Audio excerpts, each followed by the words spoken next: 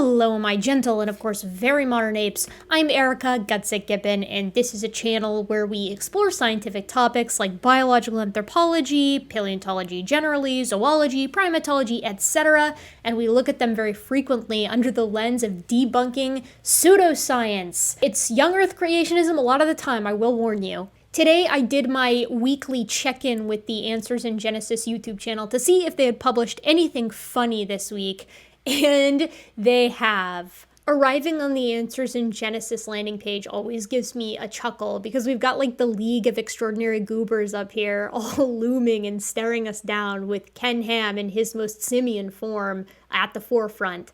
There's no Tim Shaffey. I would be sad if I was Tim Shaffey. Tim Shaffey does a lot for AIG and he doesn't even get a spot in the league. Scrolling down, we can see some of their more recent videos. A lot of them come from Answers News, but some of them are reposts from Answers in Genesis Netflix. I think it's called Answers TV. I'm pretty sure that's what it's called. And they repost stuff to PureFlix, if my understanding is correct. But they also have their own thing. And I don't know if you pay a subscription fee to view that content or if you get all of it through PureFlix.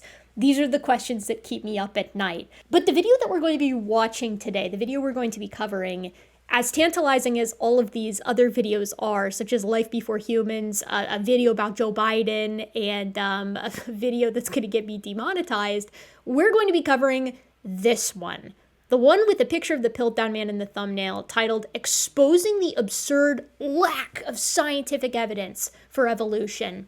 And the thumbnail says, they're lying for their agenda. This level of hypocrisy is, of course, unmatched. This is like if you mega evolved your normal level of hypocrisy. This is like if your regular hypocrisy got a Mario power-up. This is like a run-of-the-mill hypocrisy, but wielding the Master Sword. I feel like I'm missing some Nintendo references here. This is like if regular hypocrisy got the Kirby tomato. I feel like that just restores health. I feel like that doesn't work as well. It's super hypocritical is what I'm trying to say. This is a young earth creationist organization, one I am very familiar with, one whose researchers' work I am very familiar with. And their thumbnail says, they, meaning folks who accept evolution, conventional science, are lying to support their agenda.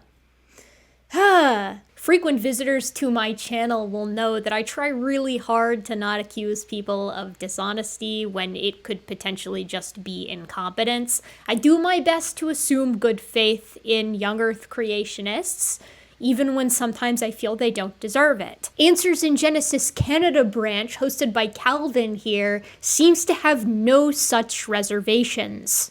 So is conventional science lying to support evolution? Well, I sure hope that Calvin has a decent case to make for this intentional deceit that he's accusing the scientific community of, because if he doesn't, well then that would mean that he's lying about the scientific community, knowingly so. And aren't there like 10 commandments that say that you shouldn't lie?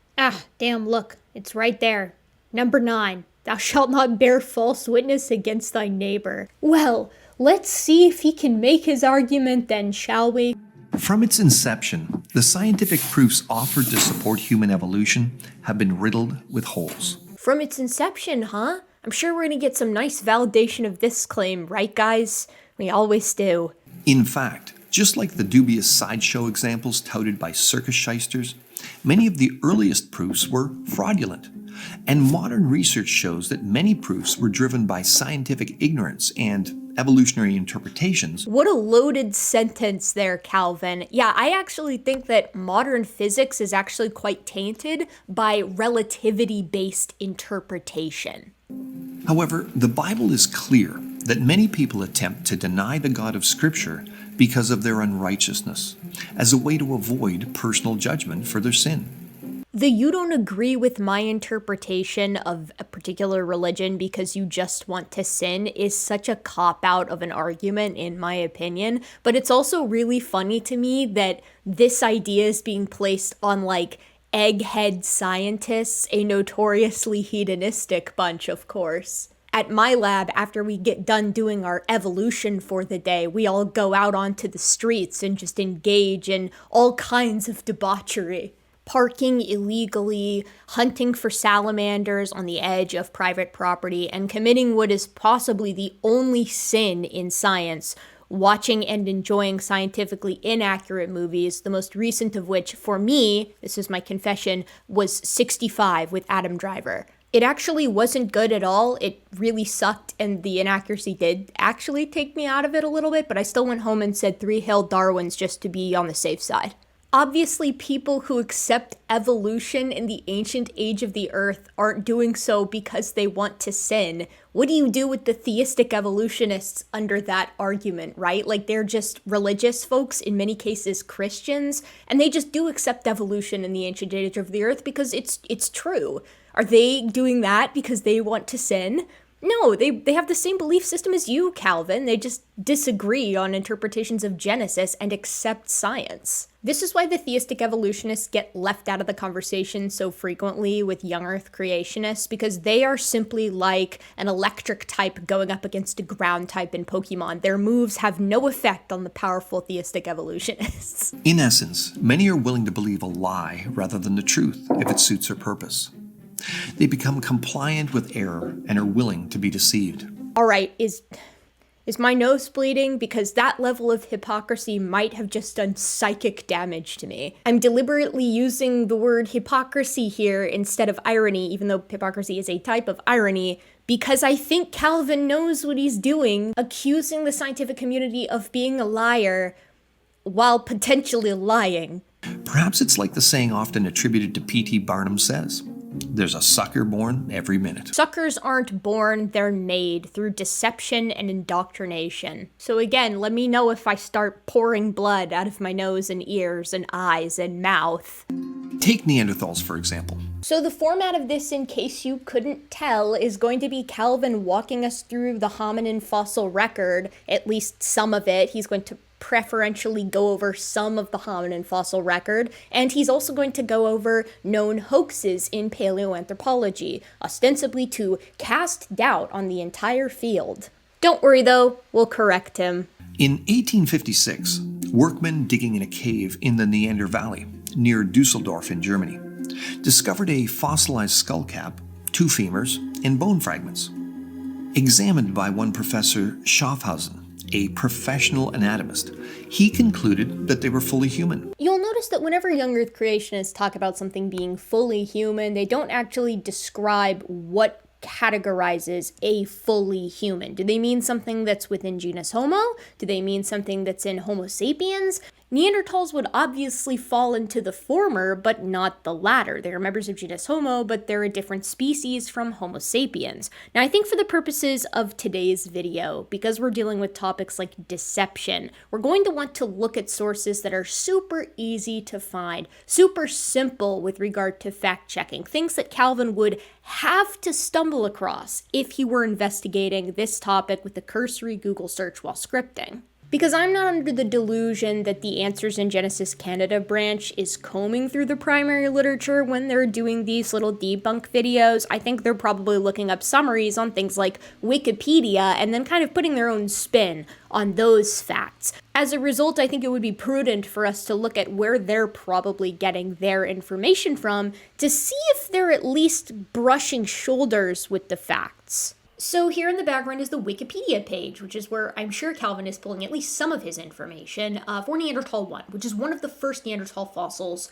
known, one of the first that was committed to the fossil record. Of course, there are actually older ones. It's interesting that he picks Neanderthal 1, and we'll get to why I think that is here in a moment. But we also have specimens from Ingus Cave that were dated to, or that were pulled up out of the ground in 1829, as well as from Gibraltar in 1848. So we actually, those two plus this one, all proceed on the origin of species. And I think what Calvin's going to go for here is he's basically going to say that if it wasn't for on the origin of species, we would have just continued to consider all of the manner of fossils that we pulled up, fossil hominins that we pulled up, as either humans or apes because of the sort of immutability of species that was an idea held to at the time. That whole immutable species concept thing is going to be relevant here in a moment. So as we read about Neanderthal 1, you can see that, again, it was found in Neander Valley. It was found in 1856 and then published in 1857. And some of the folks who looked at it first were these two Bonn professors of anatomy, Hermann Schaffhausen and August Franz Joseph Karl Mayer. So these guys were some of the first anatomists to get a look at this Neanderthal, and they were the ones who kind of published on it initially. So Schaffhausen, the guy that Calvin just said considered Neanderthals, these specific remains of Neanderthals, to be fully human, that's the words that he used. Here's what Schaffhausen actually had to say about Neanderthals and about this particular specimen. He described unusually massive bone structures of the find in detail, and particularly noted the shape of the cranium, the especially low sloping forehead and bony ridges above the eyes. This makes sense. These are some of the most clearly different characteristics for Neanderthals as compared to humans. They've got what's called the platycephalic skull, big brow ridges. They've got no chin, of course. And here's what he actually has to say. He considered these characteristics to be natural rather than the results of illness or abnormal development. They reminded him of great apes. This is something that Schaffhausen said before the theory of evolution or the descent of man were ever published. And right off the bat, he's noting the similarity of some of the basal characteristics maintained by Neanderthals to great apes. Nevertheless, this was not an ape, and its features were not pathological. They must be attributed to the age of the find. Although his own search for specimens that were similar to Neanderthals was unsuccessful, he came to the conclusion that the bones belonged to a representative of a native tribe who had inhabited Journey before the arrivals of the ancestors of modern humans. So he's still ascribing in his own way a sort of basal state to the Neanderthal find. Not fully human, not something that is indistinguishable from modern humans. And this is a super important distinction to make here, right? Because Neanderthals are human in the sense that they're members of genus Homo, but they have several characteristics that make them distinct from anatomically modern Homo sapiens, and indeed even from archaic members of our own species. So again, they have that long, low skull that's platycephalic in nature. They have a large nasal aperture. They have what's called a retromolar gap. They have what's called an occipital bun here in the back, a kind of knot here by the nuchal crest. And they have, of course, this very impressive brow ridge as well as lacking a chin. These are all characteristics that humans don't have in the sense of Homo sapiens, meaning that Neanderthals have their own distinct diagnostic characteristics. Now, we as humans did not evolve from Homo neanderthalensis. We share a common ancestor with them that lived sometime between 400,000 and 800,000 years ago. So we're cousins to one another, not them being our ancestral species that we sort of descend from. As a result, humans and Neanderthals lived at the same time. We were contemporaneous for much of our respective species tenure on Earth. Neanderthals have been proposed to have several of these diagnostic unique characteristics because they were adaptations to the cold climates that they lived in. Now, whether or not they're truly cold adapted doesn't really matter. They do have characteristics that define them as a species to the exclusion of all other hominins. And in this way, they have a different evolutionary path than Homo sapiens. But Calvin wants to just say, no, if it looks even vaguely like Homo sapiens, these are all humans, and these are all basically a created group that is completely separate and unrelated to other hominins or to the apes. However, 4 years later, after the release of Darwin's On the Origin of Species, the search for fossils of imagined ape-like ancestors of man increased with much vigor amongst naturalists. And lo and behold, Irish geologist William King decided to re-examine the fossil skull of Neanderthal man and see what he thought.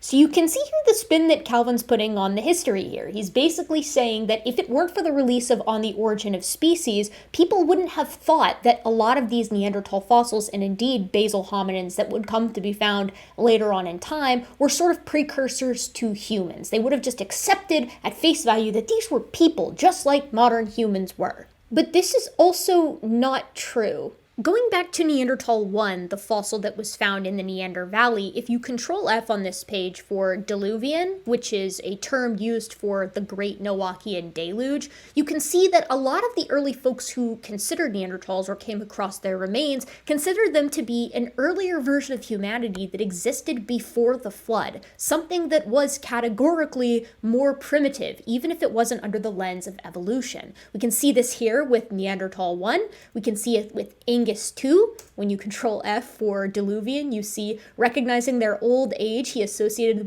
them with the Ethiopian type of the diluvial period. And if you check Gibraltar 1, the other primary Neanderthal fossil found before the release of On the Origin of Species, you can see the same thing, where it says at the top, the significance of the find was not understood at the time, and the skull was simply labeled as an ancient human died before the universal flood. This makes a lot of sense, because at the time, the concept of the mutability or immutability of species was being kicked around a lot in biology. Could species actually change, or do they remain relatively static since their creation by God at the dawn of time? The Neanderthal remains really kind of challenged this idea that species couldn't change, because they clearly represented something that was quite old and looked quite human, but wasn't quite the same as the humans that existed during the day that they were found. And I think it's particularly interesting that over and over again, it seems that the Neanderthal remains are evoking this image of great apes with the big brow ridge and the low, long skull. People clearly saw that there was a connection to be had, something that echoes the earlier words of Carl Linnaeus, the father of taxonomy, who understood that humans were indeed ridiculously similar to other apes, although he simply elevated other apes to our taxonomic rank of anthropomorpha. His conclusion? Like other Darwinians of the day, he argued, against the professional opinion of an expert anatomist, that Neanderthal man was an ape-like creature. So again, I feel like I have to say this every time, and I do. Humans are apes, right? We are members of the superfamily Hominoidea and the family Hominidae. So an ape-like creature would be like calling a dog a canine-like creature, which is technically true, but not the way that Calvin is using it. But I think it's super weird because our new scientist here, King, who came along, our geologist, and assessed Neanderthals in the light of On the Origin of Species, wasn't very different from how Schaffhausen had characterized it, with these kind of great ape features that were reminiscent of something that was more basal than what modern humans were presenting, the big brow ridge, the low flat skull. And later, other anatomists would get a good look at Neanderthals and concur, as well as find different unique diagnostic characteristics of this hominin that humans lack. Calvin wants to portray the situation as though On the Origin of Species completely changed how Neanderthals were interpreted, turning it on its head. But that simply isn't true. It changed the context of the differences that people had noticed in these Neanderthal remains from day one. And so positive was he that he actually declared, "The thoughts and desires which once dwelt within it never soared beyond those of the brute." Today, we know and appreciate that Neanderthals were capable of an incredible amount of cultural innovation and technology, as well as just general cognition. They were basically on par with archaic Homo sapiens, at least around 300,000 years ago. This was not always the case, of course, because when you just look at a Neanderthal skull, a lot of the characteristics do appear super primitive. They appear more similar to what we see in a lot of the other non-human hominids today. Again, the brow ridge, things like the low prognathic face and the sloping skull, the lack of the forehead, no globular shape to the rear portion of the skull, no chin, large teeth, etc., etc. But the fact remains that as we've found out more about Neanderthals, we've learned that the characteristics that make them appear more brutish than us seemingly had no bearing on what was going on inside the skull. Not to mention, a lot of the more gracile features of modern humans arrived kind of late on the scene. Hominins had big brow ridges and low, flat skulls and were relatively prognathic until pretty recently in our 7 million year long evolutionary lineage. And our understanding of how other hominins lived has also changed over time, in part by looking at rates of ancient violence and how modern hunter-gatherers conduct themselves, which is to say, in a pretty egalitarian fashion. It turns out you don't have a lot of time to hoard and consolidate power over the other 8 members of your group when you're trying to find something to eat. Such clairvoyant ability as to somehow perceive the fossilized thoughts emanating from a collection of bones demonstrates his obvious evolutionary bias. And this wild speculation wasn't simply against the opinion of one lone expert from across the aisle of human origin ideology. We're getting some real banger phrases in this little video. Darwinians, human origin ideology. It's all so sinister. I like Calvin here basically saying, you think you know what a fossil thought, you freaking loser? What a moron. It's like, no, Calvin, he made an incorrect inference on the basis of primitive, quote-unquote, looking characteristics and thought that that would carry through to the cognitive abilities of this animal. When in reality, like, we know that's not true today, but that idea that brain case size and the gracility of the face had something to do with the intelligence of an organism, particularly hominins, this idea has persisted until, like, the pretty recent past. A lot of these guys were working with a pretty simplistic understanding of evolution, particularly human evolution, due in part to the fact that they had basically no fossils. But they also had this idea that has persisted in some ways even till today of like human exceptionalism, that things must be evolving towards humanity. And so any divergence from those characteristics that define anatomically modern humans must be worse or primitive or quote unquote savage in some way. We know this isn't true now because we've sequenced the Neanderthal genome. We know how similar they were to us. We've seen their cultural technologies, the things that they were capable of making, and we know that these were super close cousins, distinct but not inferior.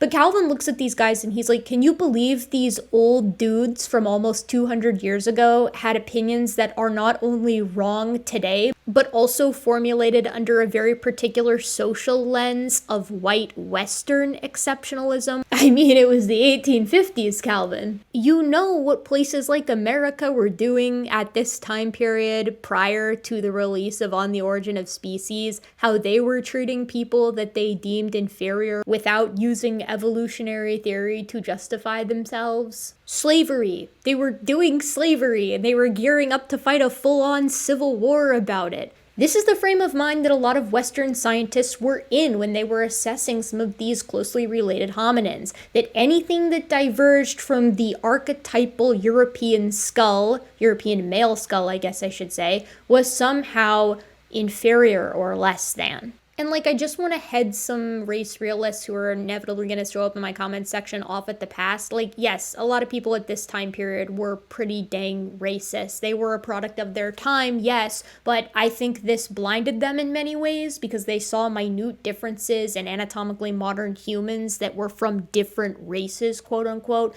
as these vast morphologic chasms that couldn't be crossed, and thus proved that some races were better than others with pretty much zero scientific backing. I mean, all of modern human diversity, morphologic and genetic, is just really low compared to most other animals. Like, we're all ridiculously similar to one another today, and Neanderthals fall outside of that range. But the same scientists who could recognize that Neanderthals were distinct couldn't see how similar humans really were to one another. Or at least some of them couldn't, I guess I should say. Obviously, not everybody subscribed to those kinds of ideas, and in fact, Darwin himself was a staunch abolitionist who believed that all humans share a common ancestor and that all humans are pretty dang similar to one another. It flew in the face of no other than the great anatomist Rudolf Virchow, one of the most prominent physicians of the 19th century, who also argued that Neanderthals were fully human in every respect, with any abnormalities being the result of their suffering from rickets or arthritis. Just a quick foray back to the Wikipedia page for this one. It says, however, Hermann Schaffhausen was not a scientific authority in the mid-19th century Germany. Here, biological sciences were at the time dominated by Rudolf Virchow, the father of modern cell biology, who, for political reasons, opposed evolutionary thought. Virchow advocated socialist ideas. He fought for a society in which not the origin but the skills of the individual should decide his future. The theory of evolution was elitism to him, any inherent preference for a particular race incompatible with his ideas. And the guy that he had to look at it before him, that other Bonn anatomist who was named August Franz Joseph Karl Mayer, was a resolute supporter of the Christian belief of creation in its traditionalist sense. But yeah, it was William King, a guy convinced of evolutionary theory by the evidence, that was indoctrinated, right? However, depictions of Neanderthals as stooped-over ape men began to proliferate evolutionary literature, and such representations were mimicked in the circuses and carnival freak shows of the day. So again, a lot of this came down to human exceptionalism, this idea that Homo sapiens was the end point of a long evolutionary journey and that every other hominin was something that directly preceded us in this anagenetic march of progress. So everything had to be depicted as more primitive than what we knew ancient humans, as in Homo sapiens, were capable of. This was incorrect, of course, but science changes, and as new hominins were discovered and the cultural capabilities were unearthed for many of these hominins, it came to be found that we are simply a branch on a very large family tree. There's more than one way to be human, it turns out. But also, I feel like I should point out here that, yes, there are Neanderthals that have paleopathologic conditions like arthritis. These guys lived a very rough and tumble lifestyle, but we have enough Neanderthal remains now to know that their morphology is the result of species diagnostic characteristics that were selected for over time given the environment that they lived in, not pathology. The evolutionary mindset took hold of all sectors of society, becoming the evolutionary memes of their day. For example, in 1929, life-sized statues of bestial Neanderthals greeted visitors viewing Chicago's Field Museum of Natural History and were only replaced relatively recently. After an overwhelming amount of evidence collected over the years proved that Neanderthals were simply powerfully built people, well within the modern range of human anatomy. Wrong. Neanderthals have characteristics that just categorically don't exist in modern humans or even archaic humans, things like the occipital bun or the retromolar gap. They were replaced with more modern depictions, which today look like normal humans. A current Chicago Field Museum article states, the first of 2 Neanderthal family dioramas were installed in 1929. In the early 1970s, the Neanderthal figures were replaced with new ones. By 1994, the Hall of the Stone Age of the Old World exhibit had been dismantled because most were considered to be scientifically inaccurate. The hall had included the Neanderthal family. It wouldn't be a Young Earth creationism video without the old science changes, so it's bad and we should throw the whole thing out. This is just an example of paleoanthropology and respective dioramas in museums changing as we learn new information. This happens with dinosaurs 24/7. I'm pretty sure there was a Spinosaurus article released like last week where they changed the animal yet again. You'll notice they never get mad about it when it happens with dinosaurs, though. So, despite their still being used as examples of our supposed primitive ancestors in popular movies and catchy commercials, such as the "Simple Enough for a Caveman to Do It" series today. Today? Isn't that commercial like almost 2 decades old? This is classic Chris. They're always 2 decades out of date, even with the jokes. This is classic fare for Calvin, I'm sure. But also, no one has said that Neanderthals are an ancestor of Homo sapiens also for decades. They've been considered a cousin for quite some time now. This is again something that he could have figured out if he just read the Wikipedia article. Neanderthals were never subhuman. That idea was always a false imposition applied upon the facts rather than derived directly from them. No. Evolutionary theory makes a very simple prediction with regard to human evolution. It says that we should see the emergence of the anatomically modern human condition emerge slowly through geologic time from something that's basically a Miocene ape, a generic Miocene ape. Neanderthals were some of the first hominin fossils found, and they have the majority human condition with some characteristics that are still pretty basal and reminiscent of extant great apes, or presumably for the people at the time, extinct great apes as well. So Neanderthals fulfilled an evolutionary prediction. They were a hominin that was close to humanity, but not quite human in the sense that people understood it at that time. Now, of course, we didn't descend from Neanderthals, but they were the only hominins known to exist prior to humans during the 1850s. We've since found even older hominins with even more basal conditions that precede both humans and Neanderthals. In fact, as far as hominins go, we've got like over 20 of them, spanning the entire scope of differences between anatomically modern humans and very recent hominins, as well as heading all the way back to the ancient Miocene apes. And perhaps the most definitive confirmation of this comes from no less than Dr. Eric Trinkhaus, a paleoanthropologist specializing in Neanderthals, early modern human biology, and human evolution. He's considered one of the world's foremost authorities on Neanderthal man, and he has concluded, detailed comparisons of Neanderthal skeletal remains with those of modern humans have shown that there's nothing in Neanderthal anatomy that conclusively indicates locomotor, manipulative, intellectual, or linguistic abilities inferior to those of modern humans. This is absolutely true, and yet they have characteristics that aren't tied to any of those behaviors or capabilities that are entirely unique to them, evolved in their lineage and not ours. Again, the retromolar gap and the occipital bun come to mind. Humans also have characteristics that are entirely unique to us, like our vaulted forehead and our chin and our globular skull. Humans and Neanderthals, again, share a common ancestor that has more basal characteristics than both of us. Neanderthals retain some of those basal characteristics, but the entire suite of characteristics for Neanderthals, this shared common ancestor that some point to as Homo heidelbergensis and Homo sapiens, indicates that Neanderthals are not our ancestors, they are our cousins. So, evolutionists used Neanderthals for approximately 175 years to lace the minds of millions with evolutionary ideas of proto-human derivatives, only to later affirm their full humanity. Lace the minds. The Darwinians are lacing your minds. No, we just found out that Neanderthals were capable of far more than we previously gave them credit for, as evidenced by the cultural items we find with them and their sequenced genome. We also found more basal hominins that appear to be the common ancestor of both the Neanderthal lineage and the human lineage, showing again that we are cousins with them. We didn't descend from them. But contrary to what Calvin says, we've known about this for quite some time. But what about other examples that have been offered to the public? The most famous hoax, and one that is much bemoaned among the evolutionary community, is the famous Piltdown Man. It also wouldn't be a creationism video if we didn't bring up the Piltdown Man. The supposed ape-man skull and jawbone was found in 1912 by a laborer digging in a gravel pit near the town of Piltdown in England. It was announced that both pieces came from the same ancient ape man and dubbed Piltdown Man. Decent enough summary.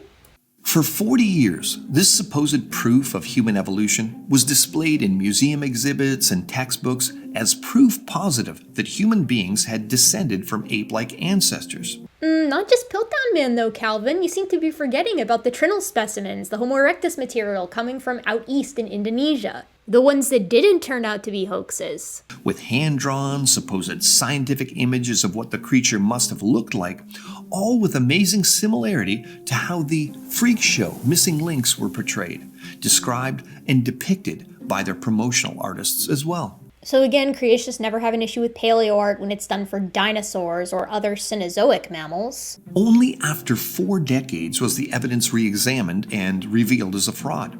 And it wasn't even a good fraud, as one could easily see how the teeth from the jawbone had been filed down to make them look more human, and the bones had been chemically treated to make them look very old. Well, I don't know, that sounds like a pretty exceptional fraud to me, actually, Calvin. Piltdown Man was absolutely a hoax. It was a human skull with the jaw of an orangutan and the canine teeth of a chimpanzee, but it was anthropologists that figured out that it was in fact a hoax, not creationists. And this is something that always puzzles me because there are books and papers written on the numerous different hoaxes of biblical antiquity, but creationists never suggest we should throw the Bible out.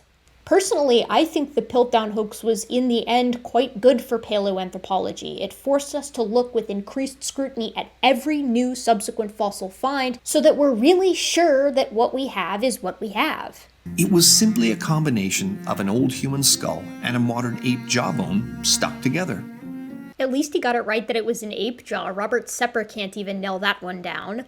We raise this example today not simply to rub it in that one evidence for evolution has been disproven, but to point out that the acceptance and promotion of such evidence by professionals for over 40 years can only be attributed to one of two things: pathetic scientific acumen displayed by the evolutionary scientists of the day, or an agenda that made people willing to overlook the obvious fraud to accomplish its ideologic goals. The Piltdown Man is pretty well accepted at this point to be a hoax perpetrated by one guy, but if one hoax by one guy should invalidate an entire field, as sort of suggested by Calvin here, then what do we make of the hoaxes that characterize biblical antiquity? For hundreds of people involved in producing museum-grade copies of the exhibit, distributing them to various museums around the world, and producing numerous textbook diagrams and descriptions based on the evidence, all not to detect the fraud, seems highly suspicious or perhaps negligent at best.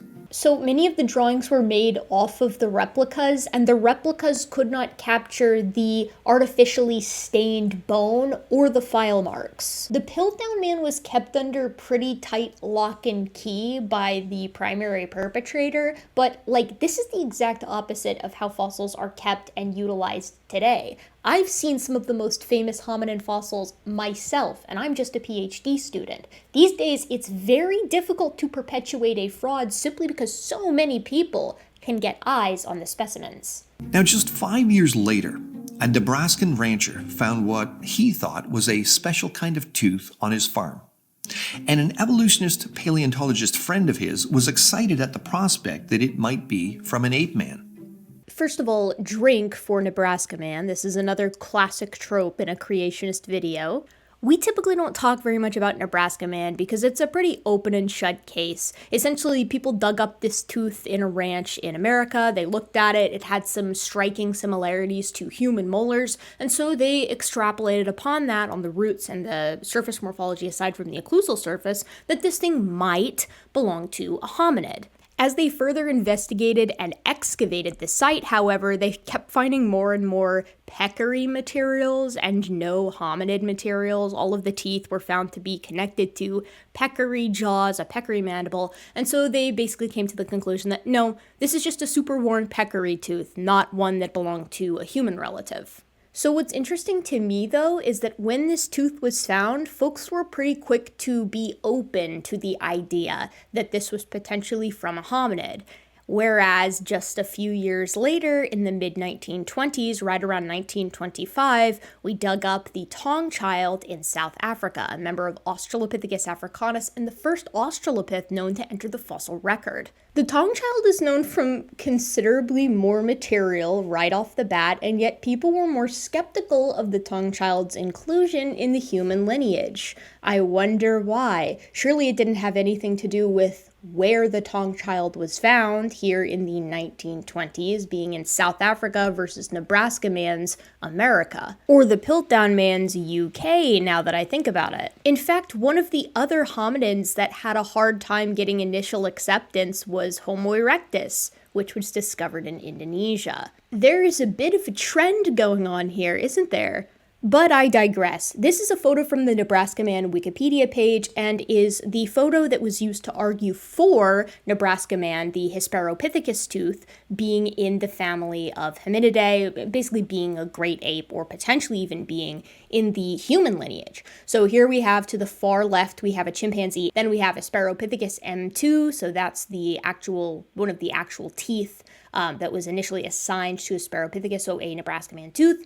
Then chimpanzees M2, Pithecanthropus, that's the old-timey name for Homo erectus, which I think is quite funny and interesting. That's the M2 there. Then we have the Hesperopithecus M2, then an American Indian, so Native American individual, M2 there. So you can see based off of the roots and off of a side view of a lot of these teeth, so a superior view here at the top and side views here below, that there are some pretty superficial similarities here, and this is kind of an honest mistake to make, to be clear. I do not think that Calvin would look at this and readily be capable of distinguishing the peccary tooth from the other teeth. One of these things is not like the other. One of these things does not belong. But if I were to point out which one I didn't think belonged, I would say the human here to the far right, and then Pithecanthropus, Homo erectus. But Hesperopithecus looks pretty similar to some of the chimpanzee molars, at least in this lineup. I think it's an honest mistake. Once again, an artist with a healthy helping of evolutionary imagination produced a portrait of Nebraska Man, a hairy ape man, along with his ape woman wife, complete with an ape woman bob cut, apparently to make her appear feminine but not too feminine. Can add ape woman bob cut to the list of phrases I didn't expect to hear from this video. So here's again the Nebraska Man Wikipedia page. It summarizes a lot of the history for this particular find, but I kind of want to highlight something here, something that perhaps Calvin might have seen if he visited this Wikipedia page. So after Harold Cook, the guy who found the thing, wrote to some other individuals, including Dr. Henry Osborn, who we're going to talk about in a second, they discussed the nature of this illustration, the one with the ape woman bob cut to make her appear feminine, but not too feminine, listed here on the page as well. They discussed the publication. Only a few months later, an article was published in Science, again, very quick, especially compared to the Tongchild material, announcing the discovery of a man-like ape in North America. An illustration of Hesperopithecus haroldcookii, named after Harold Cook, was done by artist Emmendier Forestier, Forestier?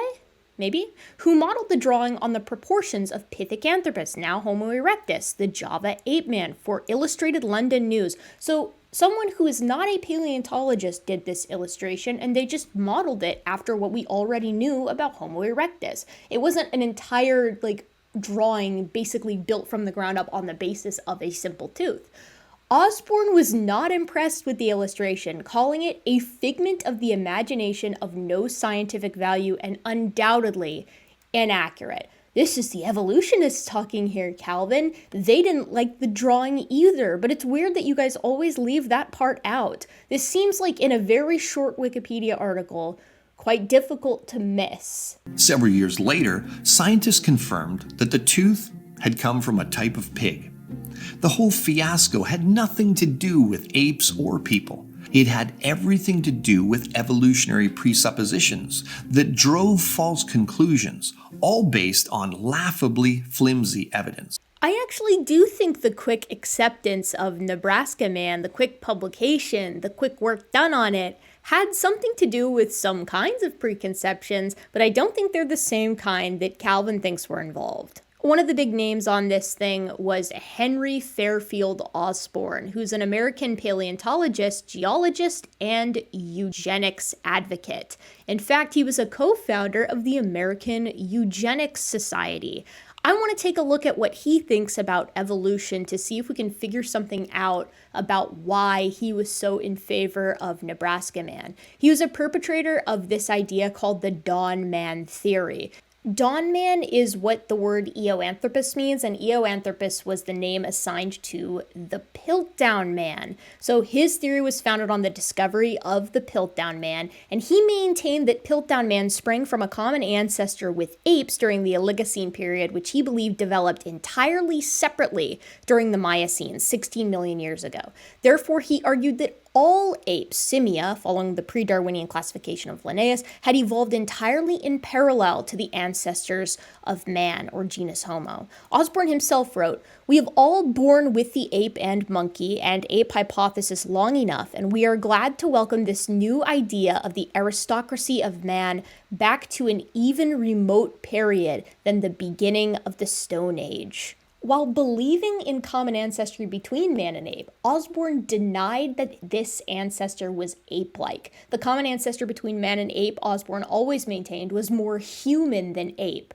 Writing to Arthur Keith in 1927, he remarked, When our Oligocene ancestor is found, it will not be an ape, but will be surprisingly pro-human. His student, William K. Gregory, called Osborn's idiosyncratic view on the origin of man as a form of parallel evolution, but many creationists misinterpreted Osborn, greatly frustrating him and believed he was asserting that humankind had never evolved from a lower life form. It seems like Osborn was in favor of Nebraska Man because it put this wedge in between humans and the other extant apes. All of them were relegated to Africa and Asia, whereas Nebraska Man could at least put a pin somewhere where no extant non-human apes actually lived. North America. It further emphasized the exceptional nature of humans compared to our closest relatives. The Tong child, on the other hand, placed the roots of humanity firmly in Africa with the other apes and also pretty far from Europe and North America. What I'm saying here is the quick acceptance of Nebraska Man and the long tenure of Piltdown Man, I think, speaks more to a Western reluctance to accept an African origin more than anything else. I wish I could say this is an original opinion of mine, but there have been tomes written on the history of paleoanthropology, especially with regard to humanity's origins in the African continent, and the general long time that it took for people to come around to that idea. Much as how the carnivals cycled through the unfortunate ape-men performers of the past, a whole slew of proposed human ancestors have come and gone over the years as a carousel of caveman candidates have been proposed, debunked, reassigned, or removed from the forefront of human evolutionary thought. Oh yeah, Calvin? Like which ones would you say? Outside of Nebraska Man and Piltdown Man, I can't think of a single example of a hominid being debunked. Or removed, now that I think about it. Reassigned in its position on the hominid family tree? Yeah, sure. Cro-Magnon, Peking Man, Java Man, Ramapithecus. All of these were once shouted from the proverbial rooftops in both popular news articles and serious scientific publications as proof of evolution. So first of all, evolution has been effectively universally accepted since its inception in Darwin's day as the process by which we get modern biodiversity. This cannot be characterized as like an uphill battle of paleontologists desperately trying to push forward support for evolution, a waning idea in the scientific community. Absolutely not. Every fossil is an additional triumph in the story of evolutionary theory as the foundation of biology, and this has effectively always been the case. But also, can you appreciate how he just presents the colloquial names for a lot of these fossil specimens and does not elaborate at all on anyone? He's just like, these are some examples of evolutionary icons that have come and gone, lost in the rain like a frickin' idiot. So let's consider those for a moment and assess them for their current position in paleoanthropology, something I can speak to since I'm now starting my third year as a PhD student in biological anthropology. First, Cro-Magnon man. This is the colloquial name given to specimens of Homo sapiens from Europe, specifically late Homo sapien specimens from Europe. They're still just a part of the human evolution story. They're just not called Cro-Magnon anymore. They're called like middle to late Homo sapiens. Then you have Peking Man. This is just still Homo erectus. No one thinks that Peking Man was not Homo erectus or that Homo erectus as a species has gone by the wayside. In fact, it is like the biggest category of hominin out there, especially when you're looking at it in its sensu lato sense. Same thing with Java Man. These are the trinal material. This is the trinal material, the trinal specimens. Still Homo erectus, still a foundation within human evolution because these were some of the first fossils found. And lastly, Ramapithecus is interesting because this was another mistake, but it didn't actually invalidate any of the fossils. So what they show on the screen there is actually the face of Shivapithecus, a currently accepted hominid and potentially one of the ancestors of modern day orangutans. Now, initially there were two species. There was Ramapithecus and Shivapithecus, but what we've come to find out about these specimens is that Ramapithecus is just female Shivapithecus. They're the same species, but it's a sexually dimorphic species. Only to later lose favor among the more progressive evolutionary community. So again, science does change, but these are just still legitimate extinct hominids, some of which are within the hominin family line, like Homo erectus. Currently popular candidates such as Homo erectus are not faring much better under scrutiny. I mean, you guys, 50%, 2 of the 4 of these abandoned evolutionary icons that Calvin just got done listing aloud are members of Homo erectus. Is a currently popular candidate, but also it's fallen by the wayside. And I'm trying to use Wikipedia to show you how simple it is to find this information and how difficult it is to be this wrong without knowing it. When you Google Peking man, it says Peking man, in parentheses, Homo erectus pekinensis. You cannot possibly miss this. When you look at Java man, you get Java man, Homo erectus erectus. And at the bottom of the paragraph, the oldest hominid fossil ever found at the time of its discovery, and it remains the type specimen for Homo erectus. Remember when I was talking about the Trinal specimens earlier? That's these guys. What do you call it when someone knowingly spreads misinformation? And what do you call it when that misinformation is purposefully trying to promote a certain ideology or agenda, perhaps? Well, you would call it lying for an agenda, wouldn't you? Although smaller than the average human is today, the brain size is within the range of modern people. And it's also within the range of Australopithecus. What do you call something that spans the range between a previously existing species and a currently existing species? Something that perhaps is transitioning from the former to the latter. Homo erectus overlaps with Australopithecus, which these guys say is just an ape, in brain case size, prognathism, tooth size, stature, basically any characteristic that Homo erectus overlaps with modern humans in, it also overlaps with Australopithecus in. And when you think about it, if Homo erectus is just a human, then doesn't that make Australopithecus just a human too? And studies of the middle ear have shown that Homo erectus walk just as we do. There's nothing about their skeletons that fall outside of the normal human range. Okay, so for that last part, we know that's just brutally untrue. Homo erectus specimens do fall outside of the human range. The upper end of Homo erectus can overlap with the lower end of modern humans, and the lower end of Homo erectus can overlap with the upper end of Australopithecus and early genus Homo. Things that, again, creationists would consider distinctly not human. But also, we know that Homo erectus was bipedal not because of its inner ear morphology, but because of the morphology of the rest of the entire skeleton. The anterior foramen magnum with a forward position, the bowl-shaped pelvis with sagittally oriented iliac blades, the morphology of the foot, and of course the valgus knee. Characteristics, by the way, that Australopithecus also has. But he's also wrong on the inner ear thing. So here's a paper from 2022 titled Cochlear Morphology of Indonesian Homo erectus from Sanggaran. Now the thing about this is that this particular specimen of Homo erectus is pretty recent indeed. This is pretty late surviving Homo erectus. But let's just read the abstract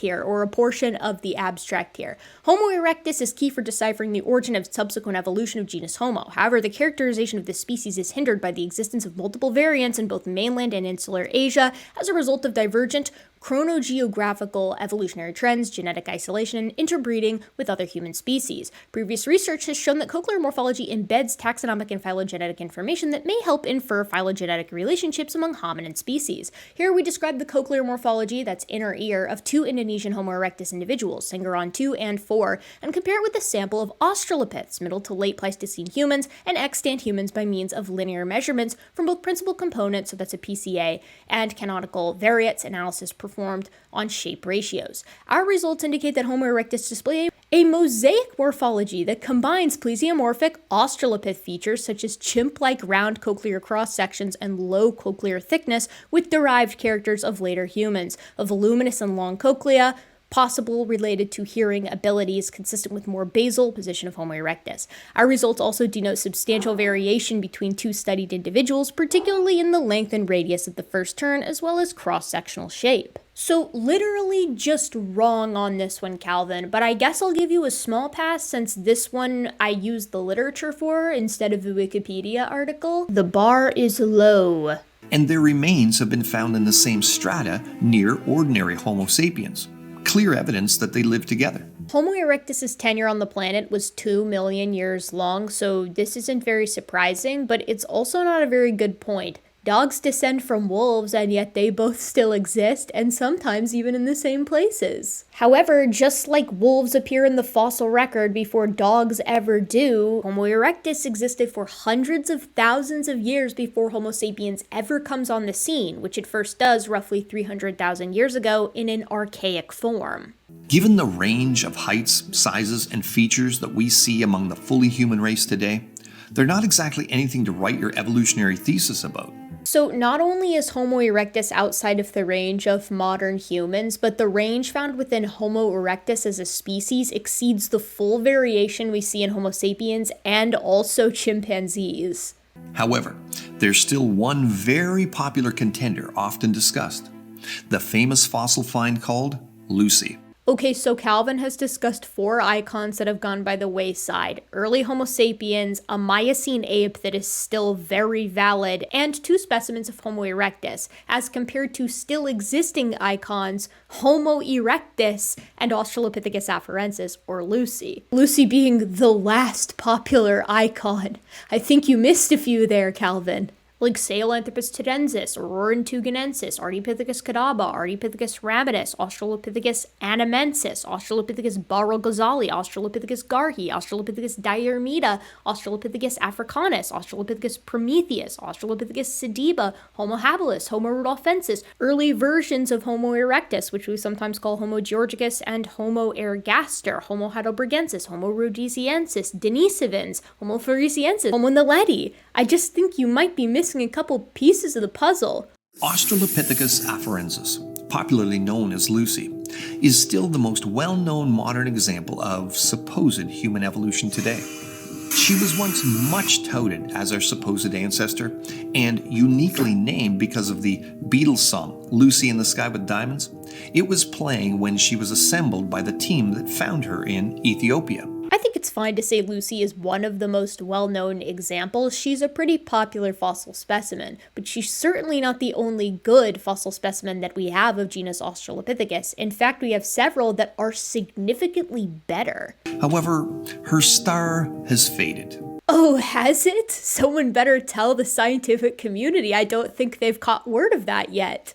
For example, one of the main reasons evolutionists suggest that Lucy walked on 2 feet instead of all 4s like the ape she resembles is that she was found near a set of fossilized human-looking footprints in a rock layer that they believed had formed at the time Lucy lived, but dated as older than human existence. So that was one of the reasons why folks suggested that Australopithecus afarensis walked upright, in addition to the necessary morphology that designated her as a biped from the specimen itself. Most astonishingly, the half pelvis that was almost indistinguishable from that of a human. Just to be clear, I'm being hyperbolic. There are aspects of Australopithecus afarensis and specifically Lucy's pelvis that are specific to that species to the exclusion of modern Homo sapiens. Obviously, it is different, but it was super reminiscent of a human pelvis, especially at the time when there was nothing really to compare it to, other than humans and other extant great apes, of which it clearly resembled humans more. Of course, subsequent finds from genus Australopithecus and from the species Australopithecus afarensis has showed us that the entire suite of the animal's morphology makes it impossible that this thing was a quadruped, although it probably did still spend some time in the trees if the curved phalanges are anything to go off of. It has the entire suite of characteristics that make humans bipeds: the anterior foramen magnum with the forward position, the bowl-shaped pelvis, of course, with the sagittally oriented iliac blades, the valgus knee, and inline big toes with 3 arches in the foot. They then concluded that these footprints must have come from Lucy's kind, and museum reconstruction gave her human-looking feet. They later found such tracks a full 932 miles, nearly 1,500 kilometers, away from Lucy's bones in Tanzania. Well, now wait a second, Calvin. I thought you just got done telling us that the reason that scientists thought Lucy was bipedal initially was because of the footprints. And now you're saying that the footprints were found later. So which was it? Of course, the reason we thought she was bipedal was because of the pelvis and the valgus knee. We didn't obviously have the foramen magnum for Lucy, nor did we have the feet. So, what is he saying here? I looked online to see if it was possible that there were footprints found before Lucy, and I had just never heard of them, and that the footprints actually influenced the scientists when determining her mode of locomotion, and I couldn't find anything. So I think that he just botched the script here. A far better explanation is that their evolutionary assumptions are just wrong, and that they're simply a set of human footprints that have nothing to do with the cobbled-together group of bones called Lucy, that aren't necessarily even collected from the same creature. Well, the reason we don't think that, Calvin, is one, there's never been a human fossil found as old as the Laetoli footprints, older than 3 million years of age, but also because the footprints themselves, biomechanically, are intermediate, in between humans and a bipedally walking chimpanzee. Now, obviously, they're way more similar to humans, but you can see that the way that the weight is borne, the presence of arches in the feet, they are structured fundamentally differently than a modern human foot, but still very similar. And this is a cool biomechanics study, again, that I like to bring up a lot on the channel. So yeah, that's why we don't think they were made by humans, because of the morphology of the footprints themselves and also because of the timing. You see, many laypersons likely imagine that specimens like Lucy were found in a heap and carefully retrieved as a somewhat articulated skeleton that clearly shows these ape-like hominids in similar form to how their reconstructions are shown in books and museum replicas. However, her skeleton is only 40% complete. A 2015 New Scientist article reported, "A careful look at the ancient hominin skeleton suggests that one bone may actually belong to a baboon."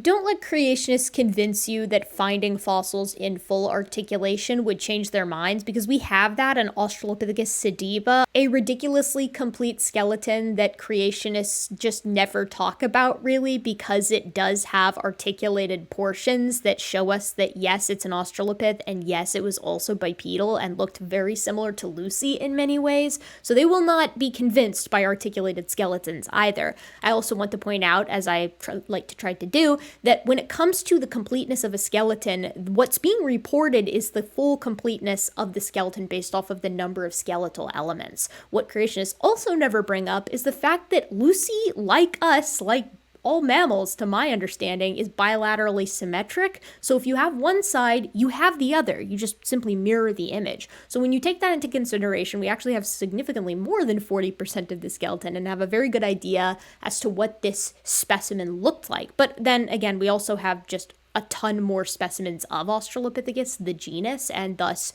know very well what it looked like. We even have full skulls of the thing. And I've talked about that before as well. With regard to the baboon vertebra, we've also chatted about this on the channel. So yes, that was a mistake that was made. And if we take a look at this picture over here, I hope you can appreciate why. So this is a comparison of the thoracic vertebra of several different catarrhine primates. So here in the upper left of A, you see Homo sapiens on the right and AL288 1AM on the left. So that's the vertebra that is now assigned to a baboon. You can see where we have the minutiae here along the superior view of the actual vertebra, and then here's the comparison of that same vertebra to Papio, a modern baboon. And then here is a view from it's like a posterior view here. You can tell it's got like a giraffe shape that's characteristic of a thoracic vertebra. And as you compare it along different primate species, you can see exactly how similar and kind of constrained the shape of this vertebra actually is, making it a pretty reasonable mistake to make, in my opinion. Although I do think it's interesting that this video was meant to portray every mistake in paleoanthropology, and they have 3. They have 3 mistakes in paleoanthropology. I direct your attention again to the tomes written on the hoaxes and mistakes in biblical antiquity. I also want to point out that when it comes to the vertebra, Johansen and colleagues actually suggested initially, upon finding Lucy, that this vertebra should actually be assigned to something else because it had a different consistency and texture. But they ended up just not doing that, so it's not like it went completely under the radar. Now, statues portraying Lucy in museums to this day display her walking upright with human-like hands and feet. However, when Lucy was found, she didn't have hands, just 3 left hand bones that were incomplete and not human-like, or feet whatsoever. These depictions were assumed based off of the footprints found 1,500 kilometers away, with no other physical evidence whatsoever. We have Australopith hand and foot material, and what was done with the recreations of Lucy was wholly appropriate and correct. Lucy's hands are fascinating because she has curved phalanges, like something that would have spent some time in the trees, but she has the human hand proportion, so she has the longer thumb and shorter fingers. She would have been capable of a rudimentary precision grip. As for the feet, we know what the feet looked like. Again, I've discussed that earlier. The foot is 3-arched and has an inline helix or big toe, something that we know, again, from the footprints, but also from foot material from other Australopiths. And again, the footprints at Laetoli are, to my knowledge, the only Australopith footprints that we have. And scientists have since found other, more complete skeletons of such Australopithecines, which do include hand and feet bones. And from them, we can make a safe guess that Lucy's hands had long, curved fingers, suited for climbing in trees, and that Lucy's feet had opposable toes seen in the hand-like feet of apes that could easily grab and climb. She didn't have human-like feet. Yeah, so this is just, again, brutally incorrect, and I find it extremely hard to believe that you could say what Calvin just said after having laid eyes on a single additional Australopith skeleton. We already talked about how Australopiths had curved phalanges that would have allowed them to still be quite good at climbing, but the thing is curved phalanges don't preclude a bipedal locomotion when on the ground, but the bipedal morphologies do preclude a quadrupedal locomotion style. He shows a picture of Australopithecus sediba as far as one of the other fossils that we've found, and then he just doesn't show STW573 at all. But it doesn't really matter because both of those fossils, as well as the Dakika child and others, tell us that Australopithecus's feet did in fact look like those of humans in that they had an inline helix and 3 arches in the foot. Again, I direct you to the definition of dishonesty. Detailed studies of the inner ears, skulls, and bones suggest that Lucy and her like were not in fact transitioning to human anytime soon. Yes, the 3 things that hominin paleontologists focus on: the inner ear, the skull, and the bones. Australopithecus had inner ears that would have allowed it to still be quite good in the trees, again, matching what we see in the hands, but you notice he just doesn't talk about any of the morphology that indicates and in fact necessitates bipedality. He just completely skips on the foramen magnum, despite showing it in the video, skips the pelvis, skips the valgus knees, skips the feet, other than saying that for one of the specimens of Australopithecus, Lucy, we didn't have feet for. Yeah, but we had feet for others, as you mentioned, and then just kind of lied about, I guess. They may have walked more upright than most apes, but not like humans. Once all of the evolutionary ideologies and interpretations are stripped away, Australopithecus afarensis is very similar to a pygmy chimpanzee. Australopithecus afarensis, and indeed all of the other Australopiths, were absolutely bipedal when they were on the ground. This is not up for dispute. No one is arguing against this. The question is, how much time did they still spend in the trees? And I think it probably depends on which paleo environment we're looking at. Some of them have sparse tree cover, some of them have more wooded tree cover, and I would wager that the ones living in the woods probably still spent more time in the trees than the ones that lived in more open grasslands with sparser wood cover. But yeah, she wasn't like a modern-day bonobo or pygmy chimpanzee because this genus was bipedal and had the morphology that necessitated that locomotor style. It could not have biomechanically been a quadruped, but Calvin has to throw this in there because the Answers in Genesis recreation of Lucy has her as a knuckle walker. A key to understanding all of this can be found in one of the more famous attractions of the Pickard's Museum, Trongate, circa 1908, in the character that was known as Solomon the Man Monkey. In a reversal of the typical missing link sideshow attractions, Solomon was an actual chimpanzee, dressed up in men's Victorian finery and allowed to wander around.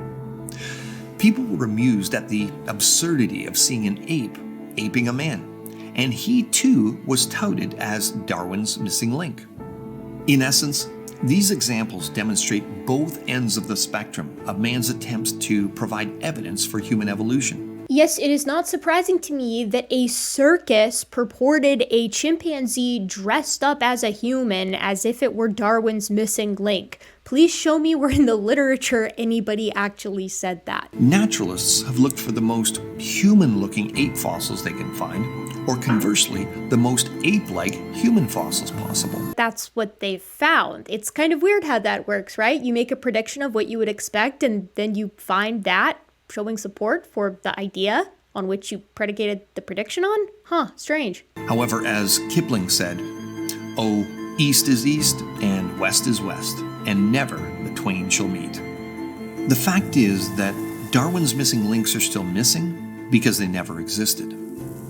Men were specially created in the image of God. I hate to bring this back from the aughts, but cool story, bro. We have more missing links than we know what to do with, and that's why he chooses to not go over any of them in this video. He makes passing comments about some, showing a picture of them on the screen, but the only australopith that he actually talks about is Lucy, and he ignores the pertinent morphology that tells us it was bipedal and quote-unquote transitional. Sadly, belief in deceptive evolutionary ideas have led many people to conclude that the God of the Bible doesn't exist, much to the detriment of mankind. Yeah, you know, it's weird. There are fewer young Earth creationists than ever, but the theistic evolutionist numbers are actually growing larger. It's kind of strange how that works. If you predicate your religion in part on denying reality, people will leave it. That's basically the end of the video. I find it really hard to believe that Calvin isn't being dishonest here, to support an agenda, one might say.